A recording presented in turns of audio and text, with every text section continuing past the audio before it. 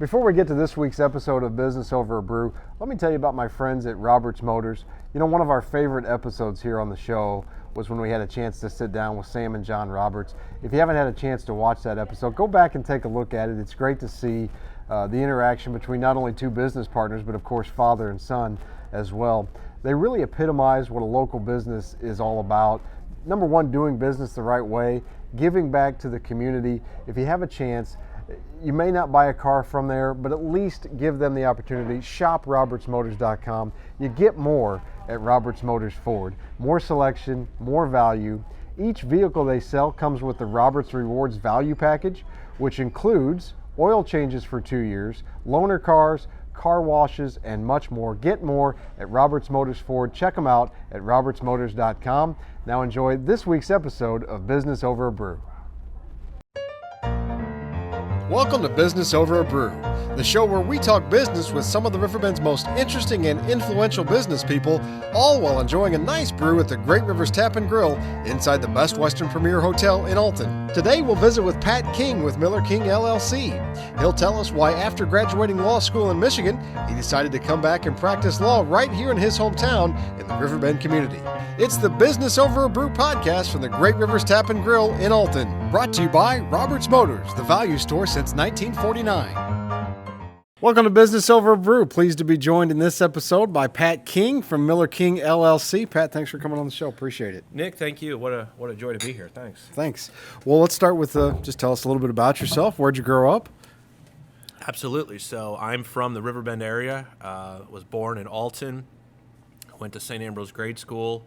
Went to Marquette Catholic High School. And then I went to University of Missouri, Mizzou.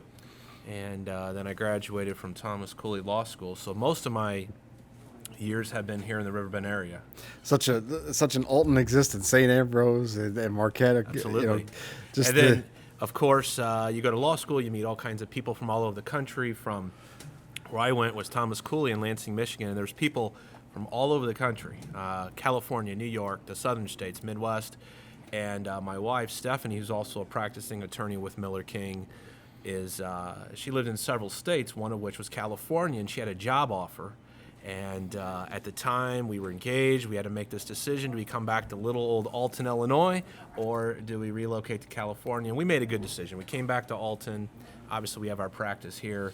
But at one point, we had all 50 states at our disposal. Right. And we decided to come back here to Alton, Godfrey area. Well, I got to go back to the college decision a little bit, because growing up in the area, I grew up as a diehard University of Illinois fan. What made you pick Mizzou? You know, my mom's side of the family are all from St. Louis, and so I have a lot of relatives, aunts and uncles from Missouri.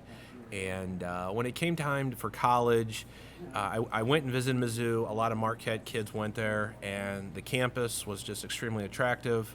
At the time, I didn't know if I wanted to go into business or law, and they had just, anything you wanted. And so 2 hours away, Mizzou was a pretty easy decision once I visited the campus. And talk a little bit about the experience there. I'm sure it was a good one for you. Mizzou was great. When I went there, we were still a Big 12 school, and it was what you would hope to experience at Mizzou in terms of quality education, kids from both St. Louis and Kansas City. The sports, football and basketball were starting to take off, primarily football, with Coach Pinkel, who really built the program into a national program. And I was a graduate of Mizzou in 2006. I received a Bachelor's of Arts in History and Political Science. So then the decision, obviously you had a lot of choices for law school too, and decided on Michigan, or not Michigan University, but... So university, it's now the University of Western Michigan, or Western Michigan University Thomas Cooley School of Law. At the time it was Thomas Cooley Law School. And the reason I selected is because scholarship opportunity. Also, they had practical skills. And so their focus was less on theory, more based upon the practical application of law, trial skills courses, appellate courses where you had the opportunity to learn the law, but they had practical skill clinics to where you could kind of get real-world experience earlier as opposed to waiting after 3 years. So Thomas Cooley offered that, and I knew when I went to law school, I did not want to work in a clerk's office. I didn't necessarily want to work for a like a think tank and do research and writing. I wanted to be a practicing attorney in a law firm. And the funny part of it is when you kind of idealize what you're going to go into. I'm sure you did with radio. Sure. For me, growing up, it was John Grisham, right? So the Right. John Grisham books. He's a phenomenal author. They were thrillers. He had just great stories about different lawyers and law firms. And he really kind of focused in on the small town lawyer. And that's who John Grisham was, a small practice in Mississippi. And so by reading those books and watching those movies, I think I kind of conceptualized me being in a small practice, in a small town, practicing as a lawyer, not working in a big building in downtown St. Louis or Chicago, or working for like a clerkship. So I think that's what played a role. You wonder how many attorneys John Grisham has created in his career. I mean, He's you can't put a inspired- number on it, but tons. I mean, He's inspired so many. And he was a practicing attorney for 10 years, and then he went into writing and became an author while he was a practicing attorney. But obviously the stories are fictional, but within the fictional stories, there's always a seed Right. of reality. And so that probably led a lot of lawyers. But when you go to law school, you get the real taste of what it means, the research, the writing, the thinking. And so the one thing about being a lawyer is you can take your degree and apply it across the board. So you could apply it in a business context, entrepreneurial. You could also apply it to a sales position, traditional. You get a license to practice law, and you become a practicing attorney. That's the traditional route. But there's many non-traditional routes, much like an MBA, a Master's in Business Administration. the first Grisham book I read was The Firm, which was really good. Me too. A lot better than the movie, in my opinion. But probably my favorite is A Time to Kill. Do you have a favorite Grisham book? You just named my two favorites. So the first book I read was The Firm. The movie starred Tom Cruise, and then The Firm was about a lawyer named Jake Brigance, and Jake was a small-town lawyer in Mississippi. He fought racism. He fought injustice. He was a trial lawyer. He was a lawyer's lawyer, and I think that John Grisham, in part, had always imagined himself as a lawyer's lawyer, Right. working a small town, fighting injustice, fighting for the little guy. And that's what comes out of that story, A Time to Kill, is a lawyer takes the defense of a man who was charged with murder. And, the story obviously spins, but Right. it's all about a lawyer defending the little guy against the system and defending injustices in the system. So, no question, A Time to Kill is one of the best. It's funny because you kind of have two parallels in terms of perceptions of attorneys. If you read Grisham books, you think, God, lawyers are great, right? Like, what a great profession to go into. But then there's kind of the public perception of lawyer jokes and Absolutely. And so what I try to do, and what my wife and I, and really everyone at our firm, including my law partner Will, what we try to do is we try to show that we're real people. Just because we went to law school, we didn't lose the human side of us. Right. So we have emotions, we have feelings, we are real people. And I think sometimes the lawyer image is a person with a shirt and tie on, and they're looking in the camera and they're saying, have you been injured? Call me. I'm going to fight the insurance companies. Well, you want your lawyer to be assertive. You want your lawyer to be well-informed and knowledgeable, but you want your lawyer to be human, to understand and be able to empathize with people. So I think there's two extremes. And I think John Grisham has kind of idealized the profession to where it looks like it's all fun and games sometimes and suspense when it's not. There's a lot of dull moments where you're reading and writing and thinking and meeting with people in tough situations. And then the other side is kind of this image of an ambulance chaser. And that's just not reality as well. There's something in the middle where most lawyers are hardworking, honest, and ethical, bound by the ethical rules. Sometimes advertisements, however, can be distasteful Right. and can spin an image in the wrong way. And Sure. I think that's the danger with lawyer advertising in particular. Well, you talk about that human side being so important, and it is, because typically when someone needs an attorney, it's not because things are sunshine and lollipops in their life. There's a problem. Absolutely. So very few times does a client come to the lawyer and says, I want you to help me problem solve preemptively. Generally, it's a reaction. Something has happened in the person's life or in the family's life where they need some type of legal services, whether it's a criminal case, a personal injury, workers' comp, a divorce. Something has already happened in that person's life, and they need a problem solver. And I think a lot of being a lawyer is not just showing up in court and making arguments. I think it's being a human, having empathy or sympathy with people, understanding their crisis, and being able to objectively and reasonably come up with a solution, understanding that they're going through a crisis moment, and you can be that only person in their life at that time that maybe they trust, maybe they know that they can talk to you confidentially. Sure. They can kind of spill their life to you in a way that you're not there to judge them. You're there to say, okay, you've told me what you've told me. What can we do to fix this? And so it's a special relationship. And lawyers have to remember they are entrusted with people's lives. Sometimes it's simple. Sometimes it's terribly complex and sad. And you got to be patient with people too, because sometimes they don't really know why they're there. They know they have a problem, but they can't really formulate the exact problem. So as an attorney, you have to take your time. You have to understand your client's needs. And like I said, be authentic, be human. Right. Be a human. Let's talk a little bit about the evolution of your career to where it is now. What was your first paying gig as an attorney, so to speak, out of college? Yeah, so in law school, I was fortunate. I interned with the Madison County State's Attorney's Office as an intern, and then I took a job in a small private practice in Belleville. After about 2 years, I looked at my options, and I thought, I'd like to get back to Madison County, and that's when in 2011 I opened my own practice. I started with 5 cases, and so it was a total gamble at the time. It was a total risk. My wife, Stephanie, was just hired with the Madison County State's Attorney's Office, which was a blessing. And then in 2016, Steph and I teamed up, formed King Law Firm LLC, which was started in 2011 through 2018. And then we teamed up with Will Miller to form Miller King in 2018.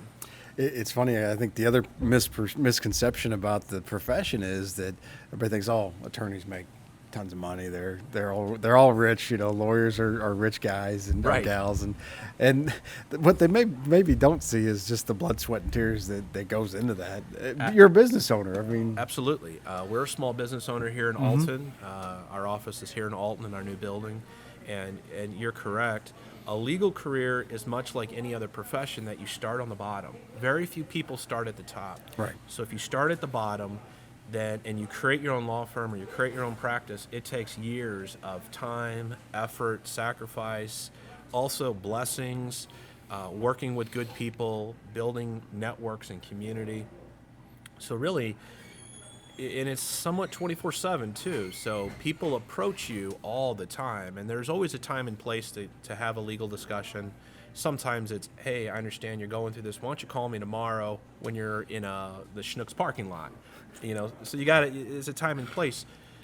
But when people need you, you have to say, sure, I'm receptive to that. But it's a step-by-step process, and it does take time to build a law practice. Very few people just stumble into one big case, make it, and retire. That's really unheard of. Most lawyers are day-to-day practicing.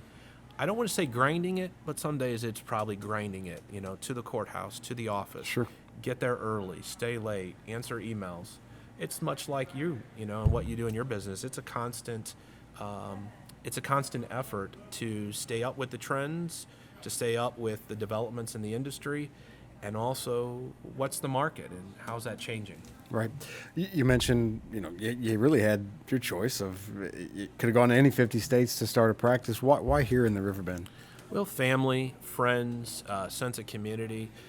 Alton has a rich history of business and lawyers, and to me, if I was going to, and I always thought in the back of my mind, maybe I'll start a law practice, and the reality is, as my wife and I did, and this community, it couldn't have been a better community because it's where I grew up, great people, it's family friendly, it's family oriented, and you know, the Metro East has a lot of uniqueness about it, and I think cost of living, etc. So we have a lot to offer here, and to start a business here was a real privilege.